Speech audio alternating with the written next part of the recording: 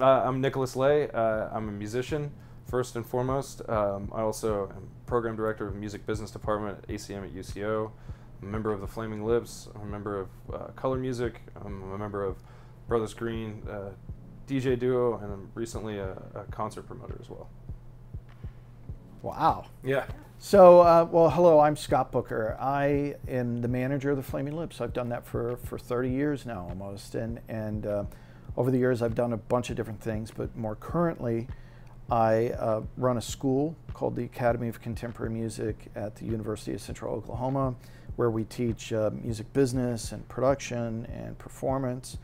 And, you know, I still manage the Flaming Lips and other bands. And I'm a record collector. You know, I can't help it. It's what I do. I love record stores. It's where I started. I wouldn't be here if it wasn't for working in a record store. It's true. It's where I met the Flaming Lips. They shopped in my record store. You know, there was a good 10 years where there were hardly any record stores. Oh, yeah. And because of vinyl, there's record stores again. And now because there's record stores again, there's someone that's an expert in the record store that can say, hey, you bought this record, you should check out this one.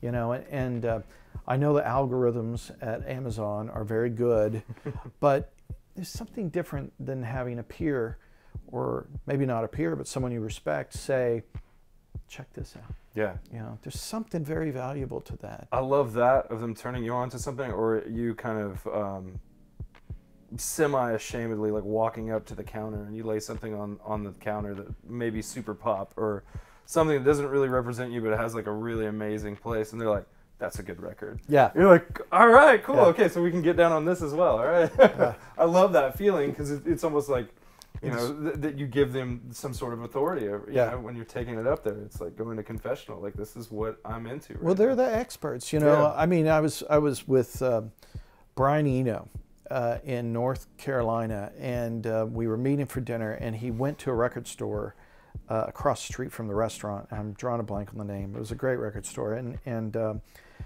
we met, and he was showing me the stuff he bought, and he said, you know, something I never thought of, and he was like, you know, these people that work at record stores, they're like curators, and because they decide what the record store carries, and it's, Sure. you know, and it never, you know, it didn't really ever strike me before like that. I mean, that's how I started in the music business. I worked in record stores. I started in 1980 or 81 working in a record store, and I worked in record stores through 1996 while I was managing the Flaming Lips, you know. And what was interesting is when I started managing the Lips, that how many things about the record industry I understood from working in a record store.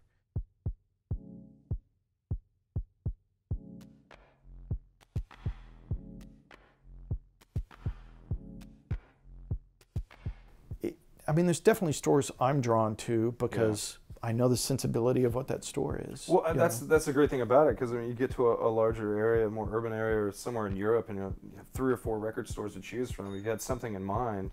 You have a good idea of where you can find that. You know, like, oh no, they're going to have that, and I'm into this right now, so I'm going to go spend a couple of hours in this shop specifically. But you're right, I never really thought about it that way. I mean, they absolutely choose to be that record store, to be the ones that have all the old krautrock stuff and turn you on to some other stuff, whatever it is. Yeah.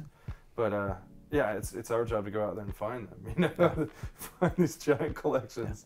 Yeah, it's true. I love Graveface Records in Savannah. Have you got to spend much time there? I haven't been there. No. I think they just opened a second side of it as well, but they've got this really cool imprint called Terror Vision, to where they just print up the soundtracks to usually unsuccessful or I wouldn't say that, more cult sort of horror films and stuff like that. Right. So you get a lot. It's, you know, some of it could be John Carpenter-ish, or it was trying to be, or something like that. But just the fact that somebody has focused in so tight, not only on the film but on the soundtrack of it, and then right next to it will be a taxidermied squirrel or something like that. You know?